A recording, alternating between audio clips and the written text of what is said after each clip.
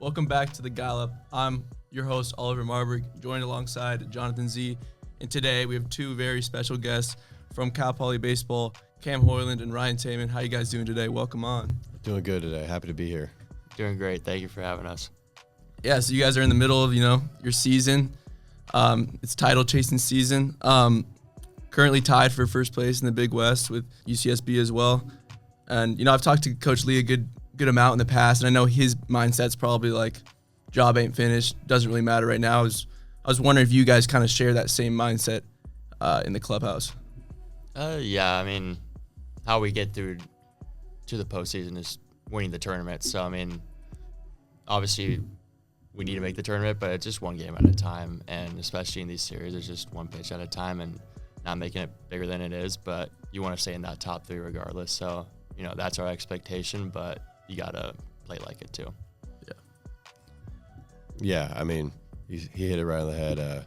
We're just trying to win every game and treating every game the same with the same utmost importance, going a pitch at a time, just trying to separate ourselves from the rest of the pack and continue to play our game and getting better every single day. 100%. Yeah, you guys have faced some tough opponents this year, not just in conference but out of conference. I know, Cam, you and I talked a little bit about that USC series, about how that was kind of an important reset for you guys. Just how big of it was it to really reset after USC and kind of start ripping off wins as you entered Big West play? Yeah, it was huge. Getting punched in the face, obviously, probably one of the best lessons you can learn as a baseball team, and we definitely did. And because of that, we became better as a team, and we knew what it took to compete with those better teams. And the past week when we were in Oregon State, we competed well with them and had the lead in every single game. Just didn't come out with the win. And, that's just how baseball goes sometimes. Sometimes you get lucky and things go your way, and sometimes things don't. But building off of each of our failures and our losses throughout the year against these top-tier teams has definitely helped us prepare to become the best team that we are and continue to try to play our best baseball. Is there stuff you can take away from those matchups, though? I know obviously they're tough series, but is there learning moments in those matchups that you can carry over to, let's say, conference play later? Yeah, I'd just say, you're playing very elite competition, especially like Oregon State and USC. Those are elite pitching staff, so it's being able to adjust and, not being able to, understand wins and losses, too, within the game, too, is huge. So, when you face those guys consistently, it makes, I guess when you face more average arms, you can dominate those guys. So, whenever you get to face elite competition, it's the best thing for you because it just brings your level and your standard higher, too. So, yeah, for sure. Yeah, and you guys are both hitters, so pitching staff-wise, what do you guys think is the top staff you face? You've obviously faced a lot of the top staffs in the nation, Oregon State, USC, Santa Barbara. Is there any one of them particularly that sticks out? I would say Oregon State. Every guy they brought out of the pen had electric stuff and was able to fill up the zone with multiple pitches for strikes and really they had good presence on the mound too. And they handled the game. They controlled it well. They really challenged us. Yeah, I'd say the same. The depth they had out of the bullpen was, pretty legit stuff. What they're running out there consistently, and especially in the conditions too, it was raining almost the whole time. And it was a huge home. They pitched right through it, and nothing really changed in how they were throwing the ball. But that was a pretty impressive staff, to say the least. But, all three of the USC and Santa Barbara, they're really good, too. So nothing against them. Yeah. Is it hard to hit in the rain? You get pretty good weather around here. It's pretty sunny usually. Washington native, I guess you can speak to it, huh? Yeah, I'm a little biased about it. I'm a little more comfortable in it. But definitely, after not seeing at-bats in the rain for a while, sometimes the water will collect on your helmet and sometimes it'll drip during an at-bat. But really just in those situations, just trying to focus on picking up the ball, seeing it out of hand. And it simplifies it a lot. I enjoy at-bats in the rain. I think it's cool. I think it's really just it's a true battle between the two of you, and it's a fun dance to be a part of. Yeah, I had to change my batting gloves a few times because it was getting a little too slick. There was a few bats that flew out of some of our players' hands, but yeah, I think just simplifying, and then what Cam said, picking up out of the hand early, that's pretty good advice, I would say. One thing that stood out to me, though, you guys were talking about these elite pitching staffs. At least when I checked a few weeks ago, Hawaii's up there too, I think, in ERA. But you guys had a pretty good offensive series against Hawaii. What was clicking in that series for you guys? We were collectively bought into a team approach, and I think when we do that as a team and as a whole, we just buy into an approach and a plan and really go to execute it. It takes a lot of the pressure off of individuals and allows us to be a cohesive team. And I think that was a great example of what we did at Hawaii, was just picking apart a pitcher and really wearing him down and not trying to do too much personally, but just doing your job and passing it to the next guy. Yeah, I'd just say throughout the whole lineup, it was like very consistent in the approach, and just I think everybody was just picking up each other. Like the back half of the order would pick up the front half, and then the front half would come through. But yeah, everybody was pulling the rope in the same direction, and that was like when our offense was like going. It was legit. Like there's pressure on almost every inning, and just giving ourselves the most opportunities to cash and run. So that was a very awesome series for us, I would say. Yeah, because that was also in the middle of that 10-game win streak. Yeah. I know you guys talked about it a little bit before, but I mean, you just lost 6 straight. You just got swept at home in 4-game series. I mean, you had every right to kind of hang your heads, but you guys rattle off 10 straight wins and get the season back on track. Like, what was clicking in that stretch, and just how big was that stretch? It was just how we approached each and every day. We just approached it like it was the most important game of the year, and it's something that we do lose here and there. But just approaching each and every game as if it's the national championship. That's how we prepare for those big games too. Is like it alleviates the pressure when we get in those situations, and treating every at bat the same, every pitch the same, as if it were the bottom of the ninth, whether you're up 10 or down 10. Just treating it all like the same situation. I think that's what really helped us during that stretch. Yeah. Yeah, I'd say it was definitely a wake-up call, especially against USC, because I feel like they were a lot more ahead of where we were at, and that's where we wanted to be. And the Sunday game, when we almost came back in the ninth inning, we scored like 5 or 6. I think it was kind of like a spark for us. Like we were definitely, looking for something to happen, especially offensively, because we were struggling at that time, and then carried it into Pepperdine and then kind of carried it out through that win streak. So I think once we kind of had that spark and found okay, we got that confidence back and kind of got that mojo, kind of carried it through that win streak. I talk a little bit about your guys' history before coming to Cal Poly. Obviously, Cam, you were a JUCO guy, and then you were at Cal. What was the recruiting process like to go from those places to get to Cal Poly?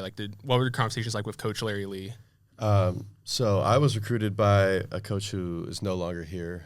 He came up to one of my midweek practices. We had a scrimmage on a Wednesday, and he came to watch our shortstop and one of our pitchers. He didn't even come to watch me, and I just happened to be in the right place at the right time and perform well. And next day I was on a phone call with him, and then a few days later I flew down here, and as soon as I landed here I knew this place was going to be home. I mean, it's really hard to beat San Luis Obispo, especially coming from a place like Washington where it rains 10 months out of the year. Being able to come down to a sunny paradise where there's all kinds of nature around and just a beautiful town full of beautiful and just amazingly kind people.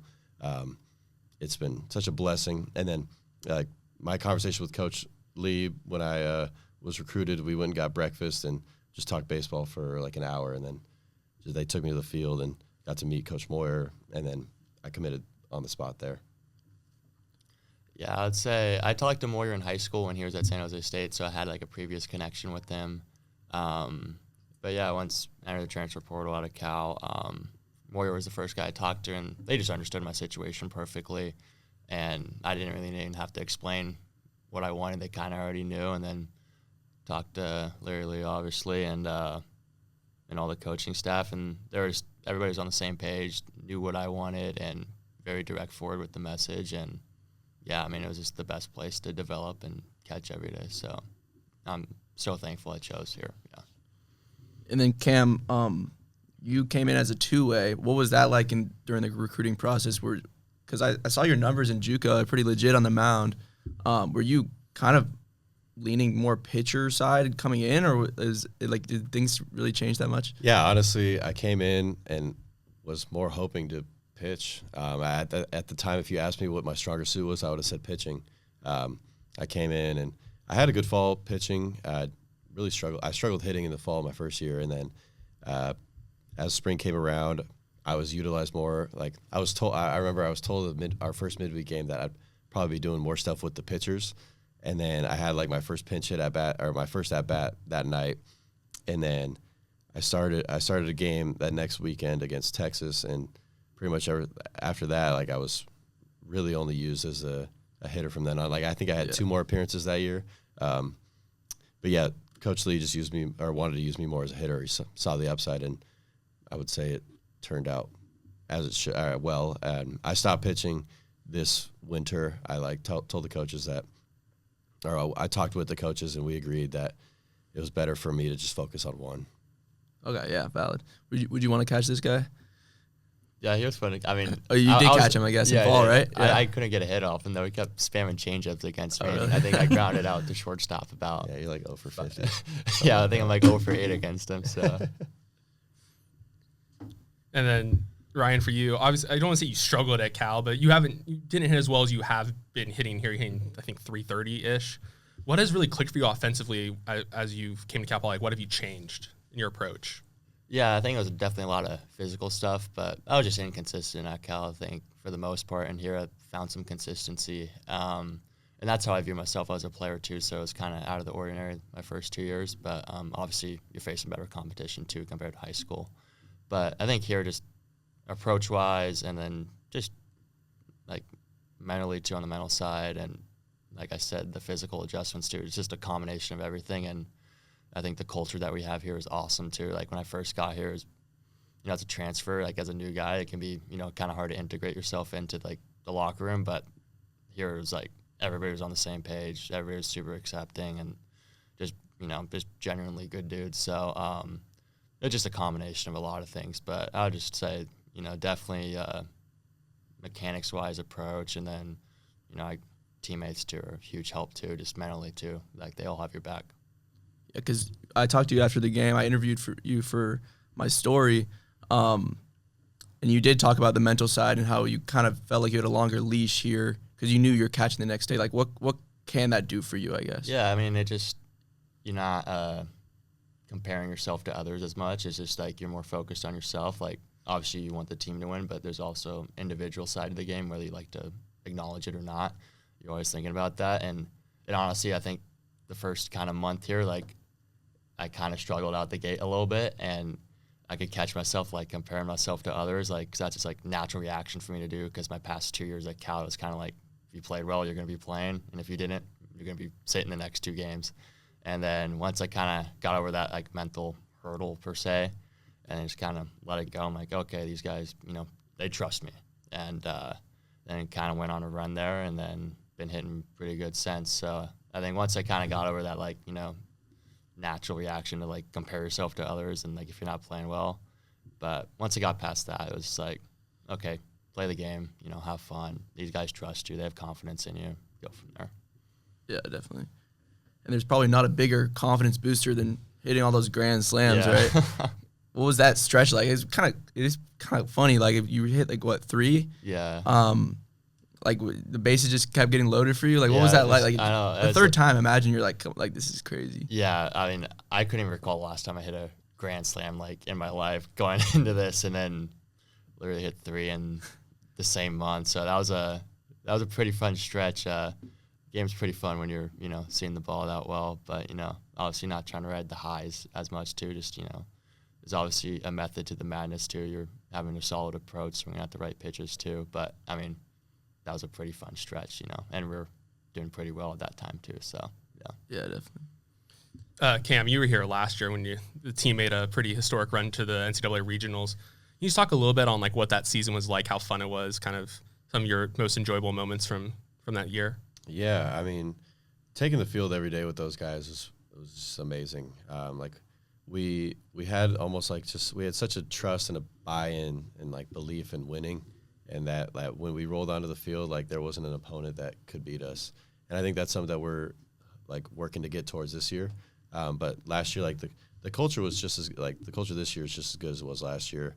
Like, we got hard workers, and just being able to show up at the field, it made it fun every day with the group of guys that we had, and just being able to go experience, like, that level of competition, and, like, what we did in the tournament, and then going to the regional. I mean, those are some of the best memories of my life, and just being able to experience it with some of my best friends was pretty cool and pretty awesome to be a part of. Yeah, and then this year, you've DH'd, and then recently you've gone back to the outfield, I think you played last night, right? what is your kind of stance on that? Like, how do you compare differ in preparation, I guess, from DH and outfield? And I guess, how does that change how you feel at the plate? It's definitely different routines. And like last year, I DH'd almost every game, so I had a pretty dialed routine with like DHing, and there's obviously a lot more downtime. So I would like take time to go visualize in between innings, or like in times when I was able to relax, and then I would obviously be up on the rail supporting my team when we're on defense or hitting. But just being very detailed in my routine has helped me like make that transition to the outfield, and trying to just be the same me, regardless of results, regardless of how I'm hitting, regardless of score of the game, just being the same person and consistently just trying to bring energy. I think that's been the biggest thing for me, is just showing up the same person every time and every day. And like going back to the outfield, like making that transition back out there has been a lot more fun, because I'm able to contribute or feel like I can contribute a little bit more than being in the dugout and giving it all I can energy-wise, but then being in the outfield knowing that I am out there because I'm able to contribute to the team and help it win. It's just being one of 9 or one of 35. Yeah. Baseball has a lot of downtime in between pitches or during pitching changes or mound visits. Obviously, you in the outfield, when there's a pitching change, you all come together, you chat. When there's a mound visit, you go out, you talk to your pitcher. What are some of like the funniest like conversations that have come up within those that you can say on this podcast? I mean, we'll talk about the game situation. We'll just maybe talk about like the pitcher's walk-up songs, or how we're feeling on that day, or like what's going on. I do try to be intentional with like taking in my surroundings and look, like, especially when we're at home. I mean, it's such a beautiful ballpark, and when the sun's setting and the stands are packed, I always like take a moment. I'm like, wow, like how cool is this? Like how lucky are we? Because like you get so caught up in the speed of competition in the game that like you forget to take a moment and just realize like how lucky we are to be in this position right now. And especially like being in my last year, like knowing that I only have a finite number of games left, it's something that people really take for granted, especially when you're younger. But as for the conversations that go on out there, like I can't say that I'll necessarily be able to say it on air. Yeah, I'd say, I don't know, Moyer can have some funny ones, the pitching coach, when he comes out there, try to like lighten a guy up a little bit if he's like stressing out there or whatever, just to try to get him to relax a little bit. But I don't know, maybe some of the infielders trying to pump him up and, talking a little crap about the hitter or something, like, oh, you got this guy, like, no way, go right on him or something like that. But I would say, I mean, Skip isn't, he's not going to rip any jokes out there. He's straight business when he's out there, and he's coming to pull the guy if he's going out there too, so there's not much to laugh about. But yeah, I'd say Moyer. I think he's had some times where I've laughed a little bit, but I can't remember like a specific one. But yeah, I had a question about kind of like what it's like to be an everyday catcher in college, because in college dudes catch every day, right? So you're catching 3 or 4 days a week. Is that still tough on the body? Because I know like you are catching every day, but it's less days than like an MLB, a pro season would be. Explain what it's kind of like on your body, and like the steps you do to keep your body intact. Yeah, like at Cal, I never caught every day. I think my sophomore year I caught 16 games, and like I was like started 33, caught 16. So I was definitely like intrigued to see like how it would feel. Honestly, some days it doesn't feel like that great, but you're playing baseball. You're not out in the military, going to war or something like that. So it's like, I mean, my body feels great. It feels fine. Sure, it can get tired here and there, but I think just doing your stuff in the weight room correctly and stuff like that, and you'll be fine. Just taking care of it. I don't think it's anything crazy. You still have a couple days off because you're only catching 4 days a week technically. So I would say, it's obviously demanding because it's a demanding position, but everybody can handle it. I don't think it's freak out. But it is impressive, I would say, those major league guys, especially some of them that catch a lot of the games. Yeah, you're mentally too, especially. It's like you're catching like 162 games. You're showing up to the field every day. Yeah. So yeah, much respect to those guys. We have a, even though it seems kind of long, 53-ish game regular season. It can feel long sometimes, but those guys are playing 162 games. Yeah, so crazy. It's pretty impressive what they do. Do you call the pitches, or is it Coach Moyer? Yeah, it's Coach Moyer. What have you liked from your pitching staff this year so far? I guess both of you guys can answer that, but I guess you probably have the best view. I would say the guys that stepped up with the injuries that we had to Leif and Ding, 2 weekend guys. That's huge injuries, especially 2 weekend starters. And Carson and Corden have done a phenomenal job stepping in, and just especially, both those guys. I can't say enough about those guys, like what they've done. They kind of kept it afloat because we are pretty thin with, I think, some injuries. And, when you lose 2 weekend guys, that can ruin a season completely. Yeah. And, they've stepped in completely and, kind of owned it and owned their roles. And they've kept us afloat and put us in a position where we can go to the Big West tournament and win it, too. So, obviously, still a lot of work to be done. But just how guys have filled in, I would say. And, obviously, Nick Bond, I want to say, he's been awesome. Everybody rallies behind him. And that's the guy you want with the ball in the 9th inning. So, yeah.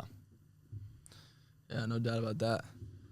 Yeah, and looking ahead to that Big West tournament, obviously you guys play in Irvine next weekend, but that's where the tournament will be.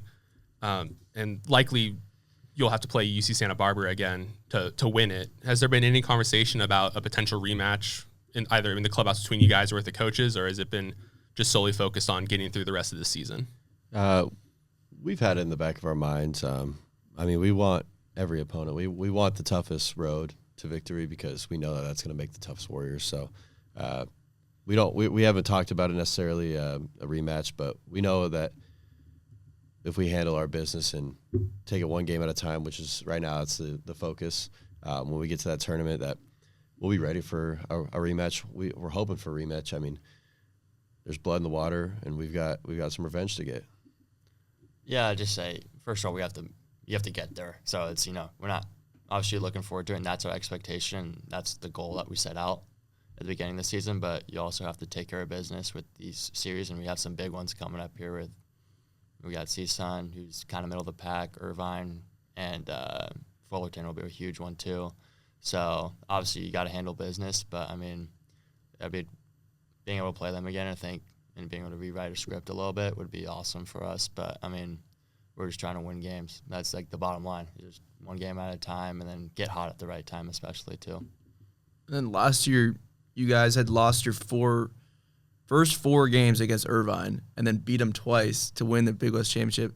You can kind of see something like that this year, too. You got swept by UCSB, obviously. What is the key to kind of battling, handling those, putting those demons away, I guess, because that was kind of crazy. It was funny. Before we played Irvine that 5th time, we said in the pregame offensive huddles, it's really hard to beat a good team 5 times. That's true. And word for word is what we said. And so just keeping that mentality that remembering that we're a good team, and not playing the opponent and just playing the game. I think we get away from that at times, and we play we'll play down to the level of some competitions, or when we play a good team, some guys might falter in the face of adversity. But I think that just continue to trust that we are a good team, and that if we stick to our approach and our plan, that we can execute and we can wear down any pitcher, any pitching staff. We can compete with the best of them.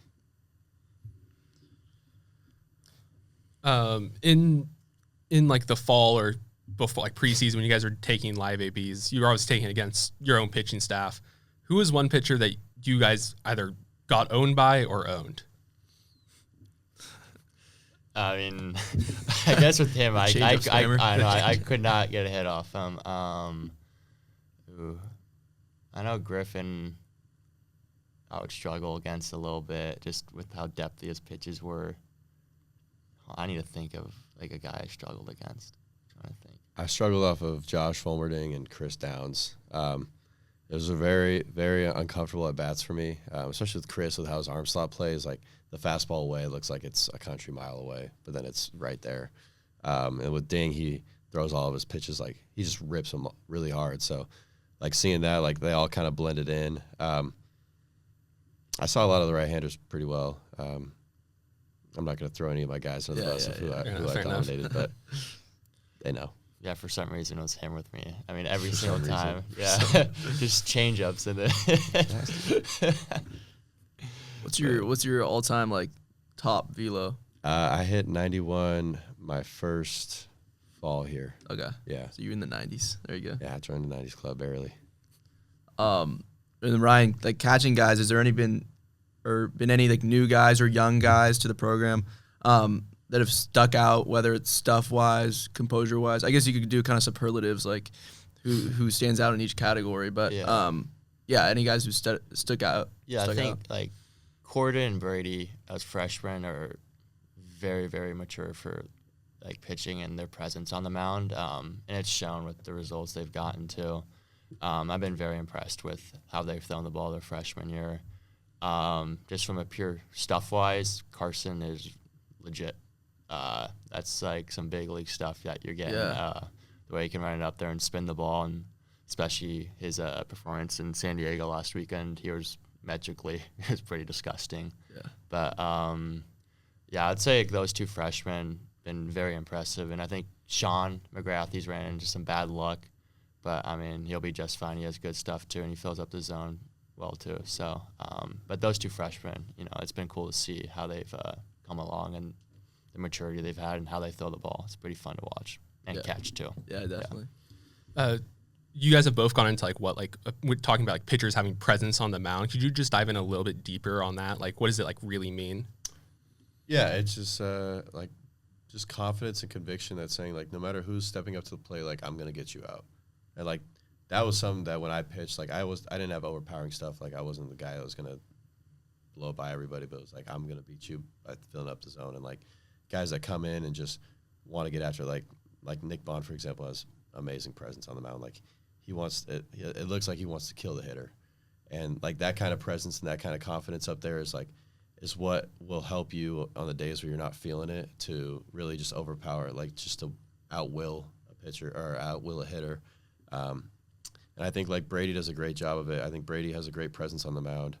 From the outfield, I could tell when a guy comes in the game, especially as a former pitcher, I know what it looks like when a guy's feeling confident and is fired up on the mound. And this past weekend, Carson had a great presence on the mound. He came off one of the innings where he had some traffic on the bases and he was fired up. And for me, I'm very high energy player. So when I see a pitcher comes off the mound with some fire, that fires me up, and it's a trickle down effect too, and it passes off to the hitters too when a pitcher comes off and is hot like that. As hitters, when you look out on the mound, you see a pitcher who doesn't have a ton of good presence. Is it kind of small blood in the water? It's time to tee off on him. Yeah. Yeah, I think it's just like a catcher. You can tell when a pitcher's in control of the game, how they're filling up the zone, how they're throwing their pitches, their misses and stuff, but just how they're controlling the game, their tempo and rhythm. Are they getting off rhythm consistently, or are they going after the hitter consistently? One of the guys, Troy Cooper, he works insanely fast and he fills up the zone. So obviously it's really fun to catch because it's he's going to be short pitch count because he's filling up the zone. He's getting a lot of contact. So that's a fun guy to catch. But I'd say Corden and Brady again, go back to those guys.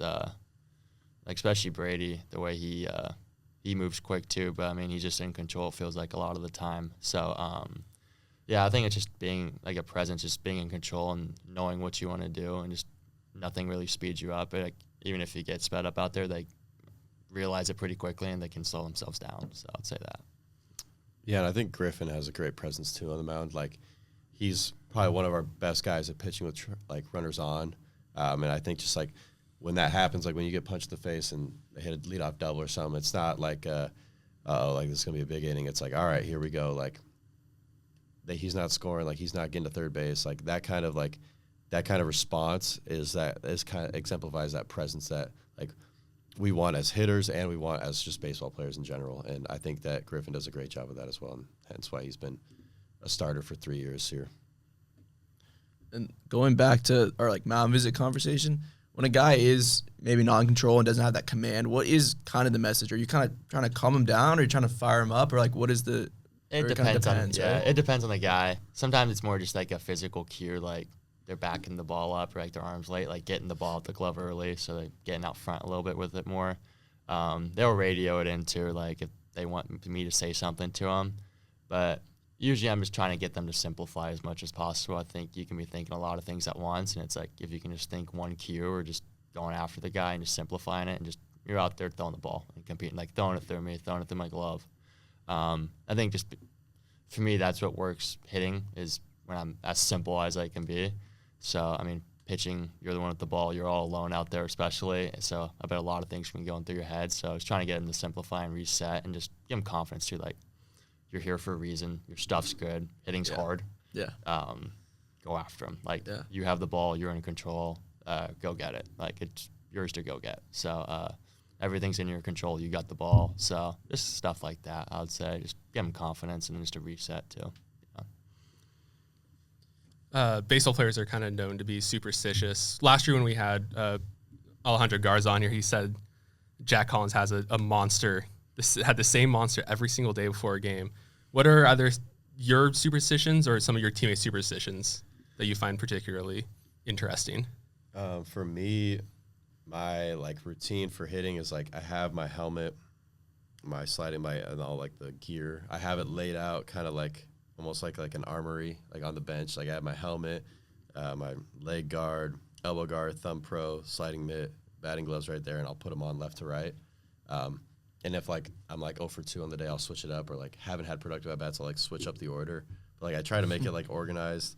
I would say that's my most prominent one, most consistent routine. I wouldn't say it's not superstitious. If I'm coming in from the outfield and I'm up to bat, I'll just grab my stuff if it's in the cubby. But if I have time, I'll lay it out and then put it all on. Yeah, I'd say for me, I always have to play with gum in my mouth. I can't if I'm not. And if I get out, that piece of gum is immediately being thrown away, and I'm putting in a new piece of gum immediately. And it's always what is it, it's the wintergreen, right? The extra mint? Yeah, extra wintergreen. It's the same type every single time. And if I get out, that piece of gum is being thrown away immediately, and I'm putting in a new piece of gum and then going back out and playing. I always have to do it. So what if you get a knock though? I keep it in. So if you're having a really good game, you're stale gum at the end. Yeah, it has. Yep, not taking it out. Yeah. Wow. So that's when it's a good game. When there's no flavor, it's a good flavor. game. It's a good game. Yeah, what about teammates though? Any weird stuff you've seen? I don't know, teammate. Trying to think.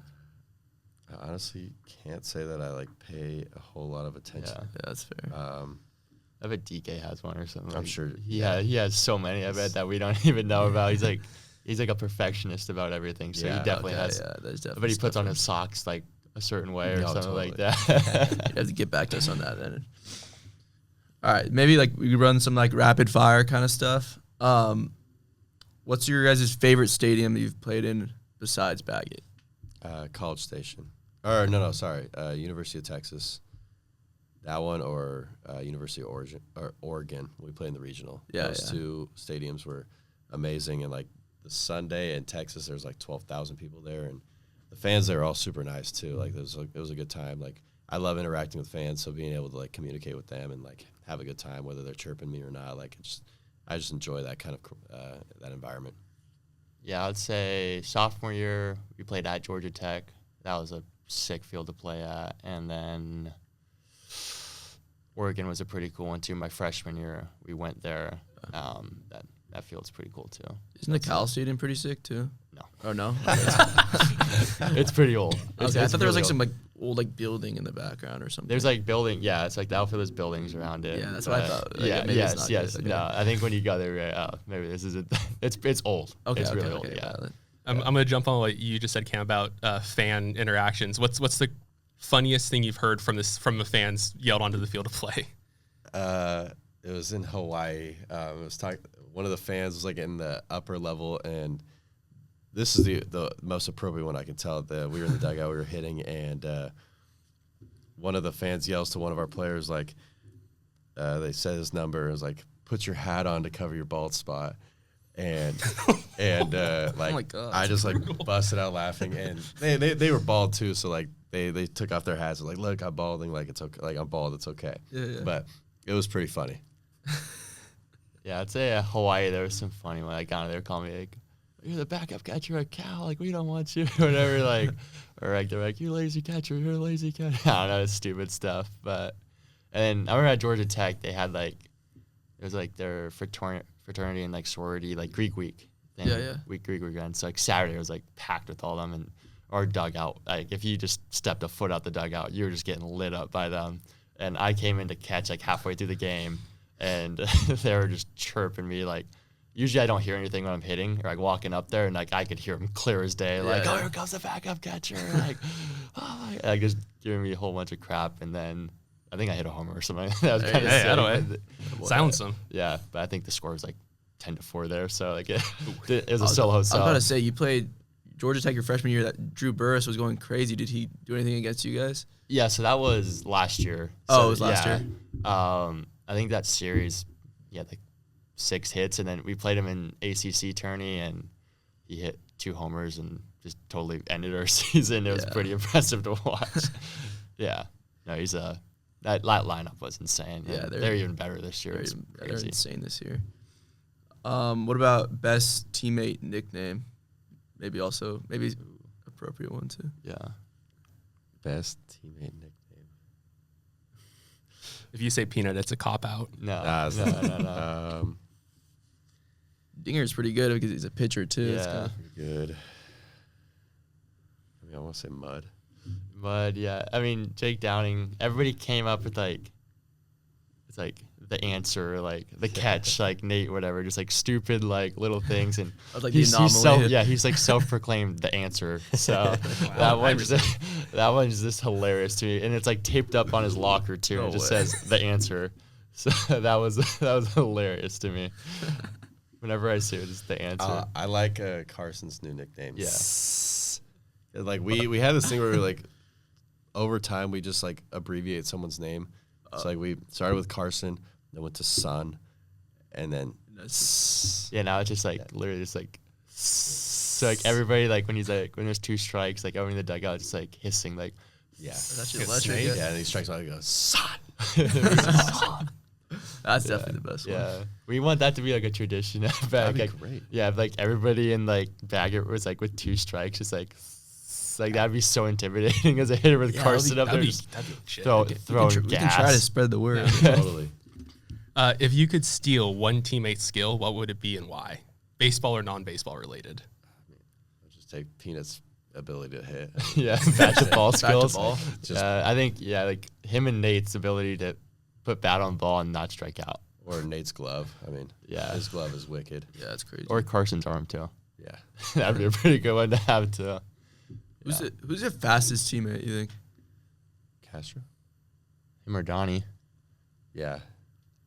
Antonio Castro or Dante Bikini. Okay, Those are okay. the 2 fastest. Or Braxton.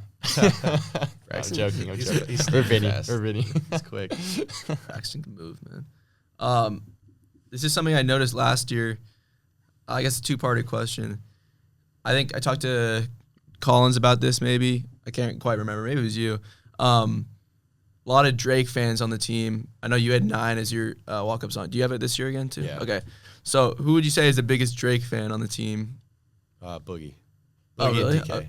Yeah. Boogie has the Erykah Badu as his walk-up. I didn't know he was into Drake like that. Yeah, he's probably, I'd say, the #1 fan. I did clock in a good amount of minutes on my Apple Music replay. I think I had 11,000 minutes of Drake, Fire. which was like, I think the most, but I'm also always listening to music. So, but Yeah. I think I'd probably say Boogie or DK are the most passionate fans about Drake. Okay. Yeah. And what's your favorite song? Is it 9? My favorite song by Drake, put me on the spot. Right, that's probably Fancy. Yeah. That's a good song. Yeah. What about just Aux in general? Who's usually bumping in the clubhouse?